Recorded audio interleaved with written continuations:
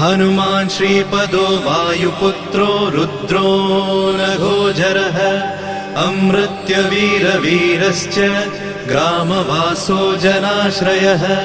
धनदो निर्गुणः शूरो वीरो निधिपतिर्मुनिः पिङ्गाक्षो वरदो वाग्मी सीताशोकविनाशकः शिवः शर्वत्परो व्यक्तो व्यक्तो धराधरः पिङ्गकेशः पिङ्गरोमा श्रुतिगम्यः सनातनः अनादिर्भगवान् देवो विश्वहेतुर्जनाश्रयः आरोग्यकर्ता विश्वेशो विश्वनाथो हरीश्वरः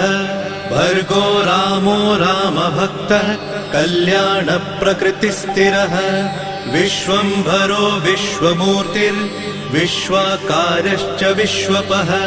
विश्वात्मा विश्वसेव्योऽथ विश्वो विश्वहरो रविः विश्वचेष्टो विश्वगम्यो विश्वध्येयः कलाधरः प्लवङ्गमः कपिश्रेष्ठो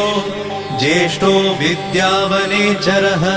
बालो वृद्धो युवा तत्त्वगम्यः सुखो यजः अञ्जनासूनुरव्यग्रो